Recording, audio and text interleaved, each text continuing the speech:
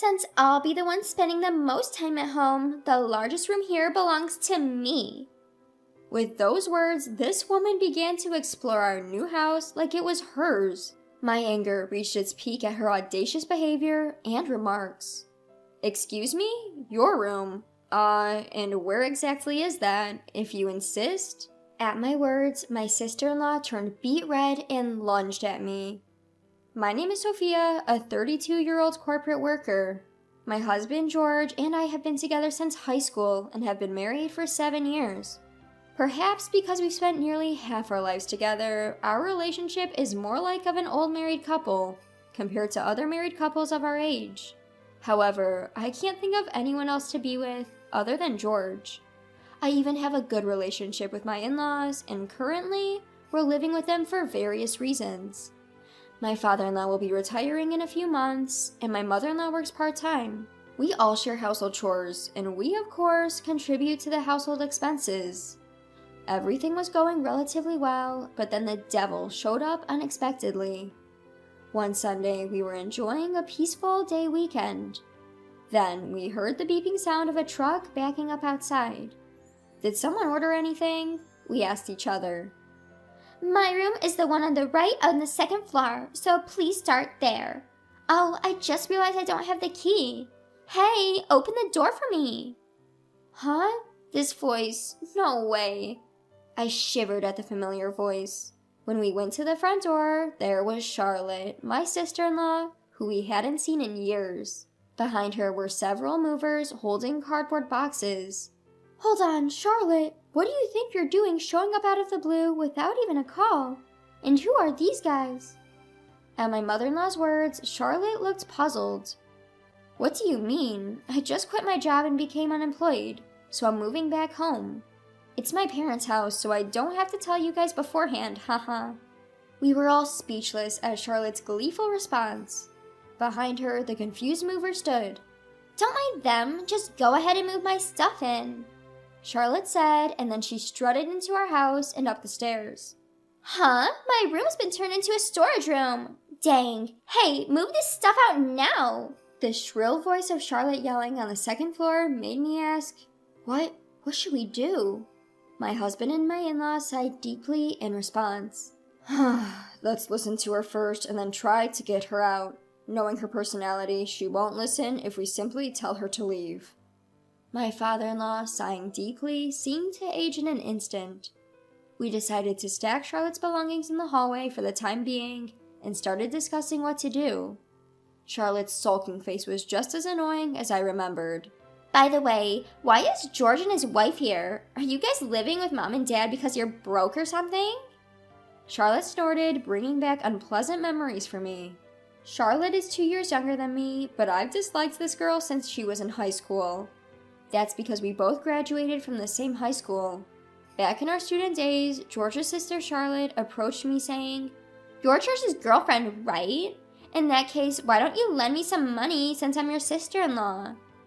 Despite the fact that I was older than her, she disrespectfully addressed me from our very first encounter and even asked me for money. Although I was an only child, I didn't appreciate how casually she talked to her older brother either. I replied, "What? No way." Of course, even though she was my boyfriend's sister, I wasn't big enough of a person to give money to someone with such an attitude. On hearing my response, Charlotte remarked, "Wow, you're so stingy. Damn." She gave me a dirty look and then walked off. You're the insane one here. This was my unpleasant first encounter with my sister-in-law, Charlotte. Apparently, Charlotte's attitude towards her family was even worse, and my in-laws had been concerned about it since long ago. She was constantly getting into trouble in school, causing her parents to be called to school at least twice a month. Even after graduating from high school, Charlotte remained unemployed and spent her days goofing around. At our wedding ceremony, she drank a lot and got incredibly drunk. Every time she spotted a man to her liking, she would make a fuss. When she saw me in my wedding dress, she pointed and said, "It doesn't suit you at all, haha," and bursted into laughter. She was just awful. As a result of her behavior that day, her relationship with her own family turned sour, to the point of almost being disowned. Charlotte, who got angry in return, left the house, but after a few years, she appeared as if nothing had happened, which left our family completely flabbergasted. It was for our lease renewal at our previous apartment, but our new house isn't ready yet, so Dad let us stay here. George explained, shooting Charlotte a glowering look. George, you're building a house? Wow, I see you're really doing well, Charlotte said with a mocking laugh. After George and Sophia's house is finished, we're moving out too. Charlotte, please find a new place and a job and leave this house by then, said my mother-in-law coldly. How can you be so cold to a daughter who's just gone through a breakup and is without a job? Can you really call yourself a mother? So, when George's house is finished, that means a fresh start in a new house? You treat George so much better than me. Charlotte stared back at her parents, stomped up the stairs with heavy footsteps, and left. According to Charlotte, she had broken up with her boyfriend, lost herself, and came back home. From that day, our peaceful family life was ruined because of Charlotte. Our lifestyles didn't match. She made loud phone calls with her friends late at night, which caused George to lose his temper, and they often ended up fighting. Despite not doing any housework, whenever I cooked, she would butt in saying, "What? Fish? I hate them because they have too many sharp, tiny bones. Can you cook us meat? I want me some meatloaf." To this intrusive Charlotte, I said, "If you want meatloaf, please cook it yourself, or at least contribute a little money to the household. How about that?" Charlotte always spoke to me with an attitude. I despise her, so I always spoke to her in a formal tone, in a way to remind her that I'm not one of her little friends. She never referred to me as anything other than, "Hey," or "George's wife." So I decided to return the favor by only referring to her as "Hey." Of course, I was aware that she hated fish. Why do I have to contribute money to my own household? You're just a parasite living off of George's money and my family. Don't act so high and mighty. I was dumbfounded by Charlotte's audacity. "Really? Is that how you see it? How's your job hunting and apartment search going? Our new home is almost complete," I retorted.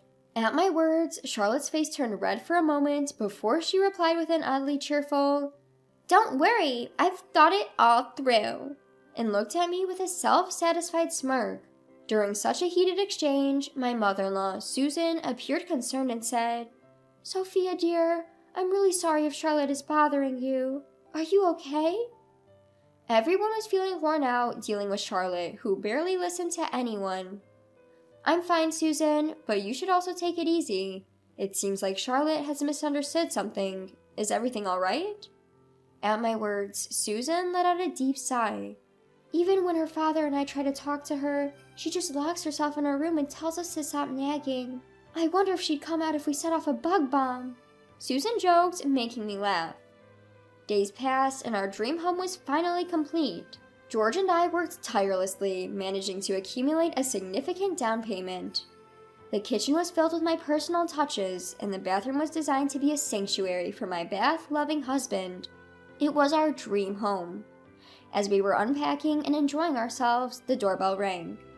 Knowing that George's parents were coming to help, I peeked at the monitor to see Charlotte tagging along. Man, I really don't want to have her in our new place. I couldn't help but grimace at the sight. Charlotte brazenly entered our new home and with a pompous attitude said, "George did a good job. This place is really spacious. New built homes are the best after all." She just went ahead and opened the doors to every room without even asking. I wanted to give her a piece of my mind right then and there. "Hey, that's rude." When George's father scolded her, she sulked and replied, "What's the problem? This is gonna be my place from now on, isn't it?" Upon hearing her words, George instantly retorted, "Huh? Quit it with your nonsense. You obviously don't have a room here, do you?" Despite George's serious tone, she continued, "But if my parents are moving in here, then from today, this is my parents' house, right? So I do have a right to live here." We were all speechless at her audacity. It was clear that from the start, Charlotte had plans to move into our house. Further, she declared, "Since I'll be the one spending the most time at home, the largest room here belongs to me." At Charlotte's defiant words, I felt something snap inside me. "Excuse me? Your room? Let me see. If you're insisting then..." I quietly pointed to the storage shed outside meant for garden tools. Even if I were to bend over backward, the only place I can think of to prepare for you would be that old shed. Oh, and of course, you'd still need to pay monthly rent. Actually, I don't want you in our new house at all. Can you please just leave already? Upon hearing my words, my sister-in-law Charlotte blushed crimson. Are you joking? She shouted, lunging at me. Thankfully, my husband George stepped in promptly. Enough is enough, Charlotte, he said. Stop causing us trouble. Unlike his wildly unruly sister, George was a calm and collected man. The only one he'd ever raise his voice against would be this woman. Charlotte, who never has any respect for her older brother, retorted, George, you shut up. No, you're the one who needs to be quiet. Charlotte, enough is enough. When our father-in-law's voice thundered down, even Charlotte was silenced. Charlotte, quit it with your nonsense and listen now. We're not moving in here, and you should think of our old home as gone. What?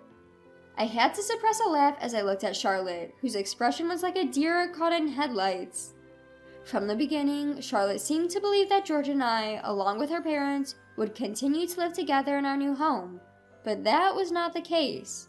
We'd been informed a while back that our parents were planning to sell the old family home and move to the countryside.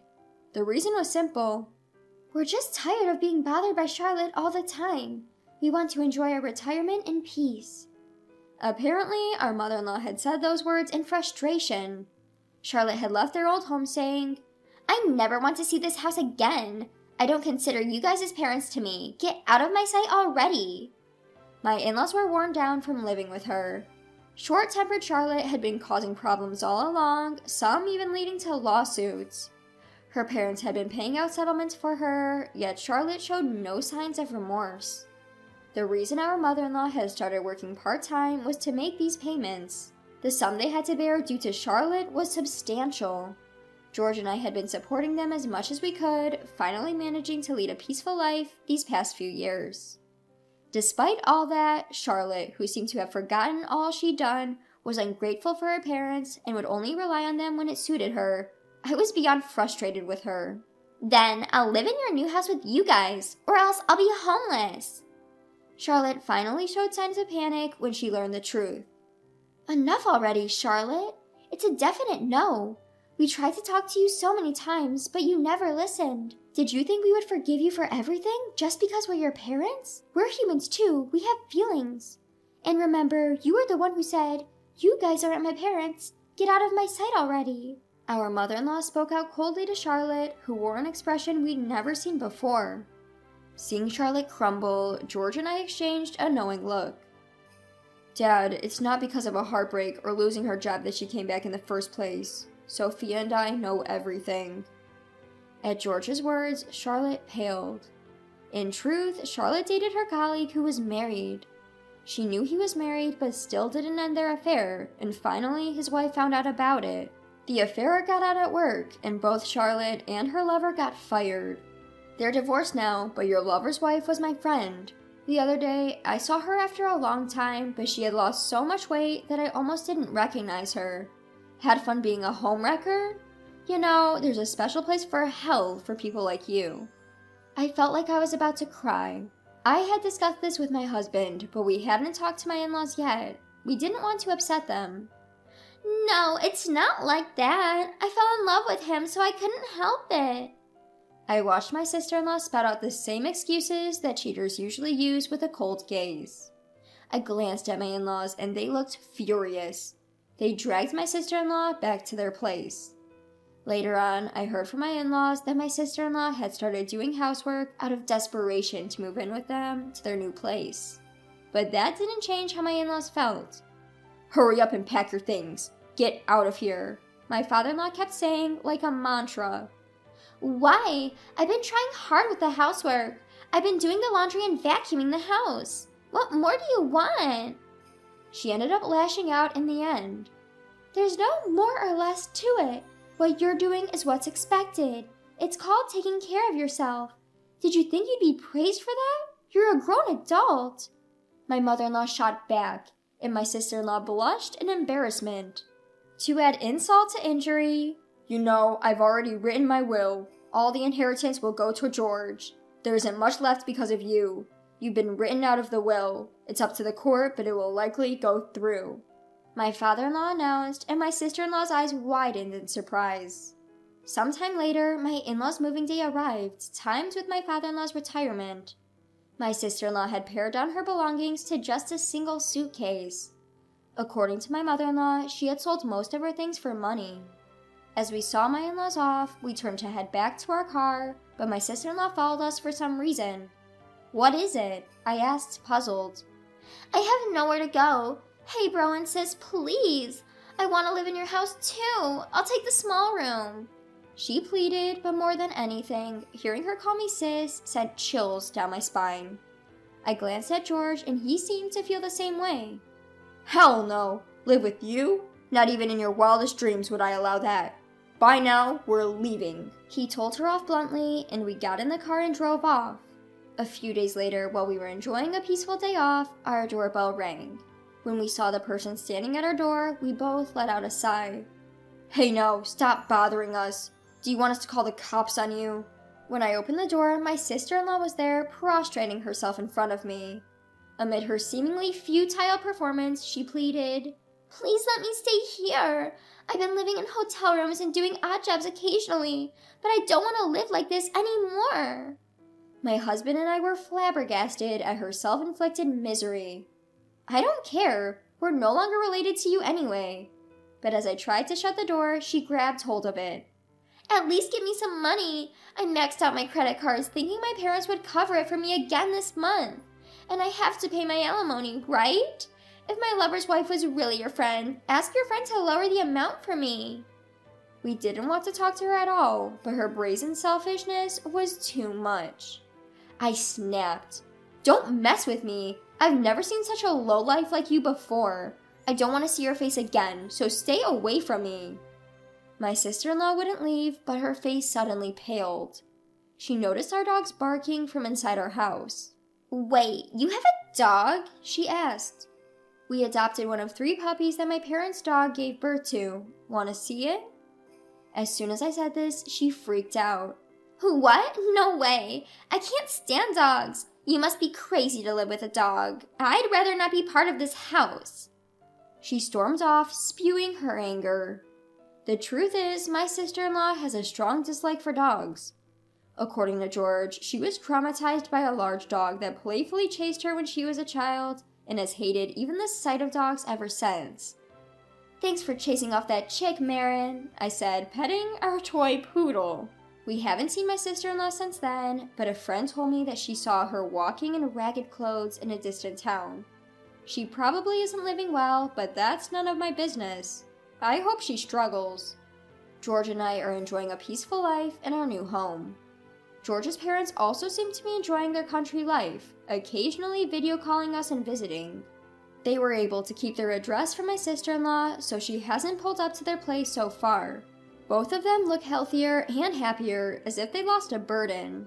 A few months after living into our new house, we got blessed with a new life. I am now expecting a baby. I had heard that stress could cause fertility issues, so maybe that was why we couldn't conceive before. We're expecting a new family member next year. Looking at George smiling happily next to me, I gently stroked my small bump, hoping that he would always be by my side in the future.